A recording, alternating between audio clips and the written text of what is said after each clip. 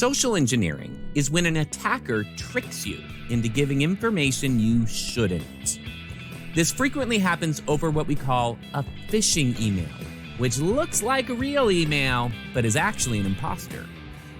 There are some signs you can use to identify these. Subject. If the subject line doesn't appear to match the content of the email, or if it appears to be about information you didn't request, that's a red flag. From. Another thing to check is the from line of the email. They may include an authentic name in the name field like Bank of America, but an attacker could put anything they want in the name field. You want to be able to see the actual email address.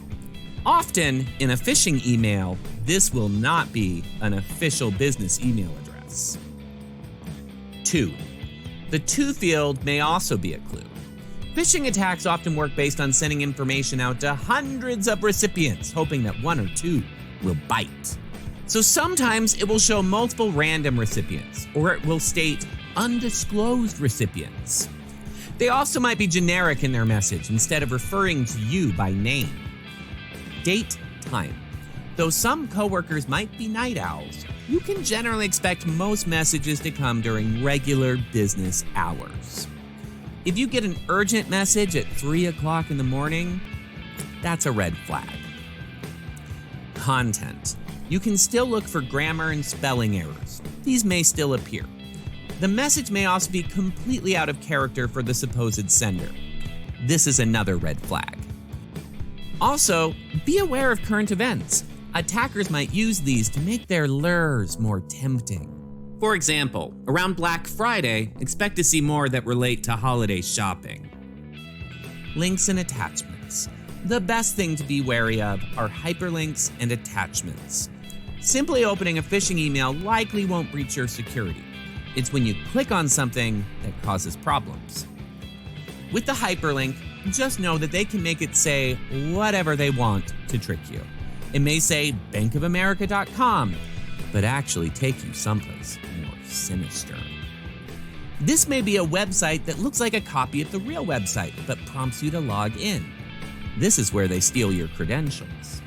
If you hover over the hyperlink with your mouse, you should see the actual location where it will take you. If you click on an attachment, it may start to run a program behind the scenes that could download some sort of malware. This could be ransomware, which encrypts files on your computer. The program could also try and harvest credentials of other users in the school in the hopes of finding someone with more authority and access than you. Most phishing attacks are a numbers game. They send out thousands of messages hoping to get a few victims to click. Sometimes the attacker does their research and learns about their victims and their contacts. This is called spearfishing. A spearfishing email might look like it's coming from your superintendent, principal, or a coworker. Some common examples of spearfishing include wire transfer fraud, where they impersonate a vendor they know the school works with and request payment. This can get incredibly expensive for the school. One school district in Texas sent an imposter claiming to be the vendor that had recently constructed the school's football stadium roughly $609,000. And a school district in Kentucky paid out $3.7 million in a similar scheme. Some paydays are much smaller, but can still be costly, even for teachers. For example, one teacher in Florida got a text message from the school principal saying, "In a meeting, phone's not allowed. Can you help me get an iTunes gift card from the store right now? I will reimburse you back today. I need to send as a birthday gift." The teacher then purchased $500 of gift cards and sent photos of them to the provided email address. Also know that social engineering attacks can come in other ways besides email. A common one is called vishing, which is similar but happens over the phone. Remember that you may have lots of information publicly available on social media or through your position as a public employee, which an attacker could easily find and use to build trust and trick you. Ultimately, a vishing attack is going to ask you to either go into your system and make changes or ask you to log into a separate website, which the attacker can then use to install malware on your device.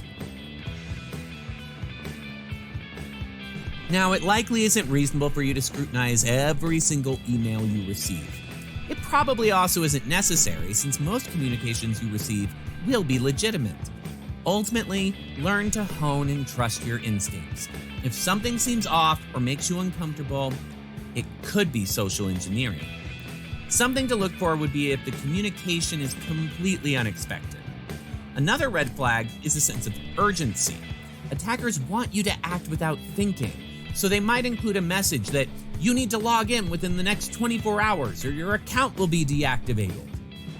But it's rarely so urgent that you need to act immediately. In these cases, take a breath and go to the source. Instead of clicking on the hyperlink, go to your bank's official website and log in. If there's really an issue, you'll find it there. If your boss sends you an unexpected urgent email at 11 p.m., call them or email them and say you just want to double check. And if you think a phone call might be a phishing attack, ask if you can call them back instead of going to a malicious website or making alterations to their data. And if you think you've received a phishing email or a phishing call, notify your IT security. They can analyze it further to determine if it's a threat.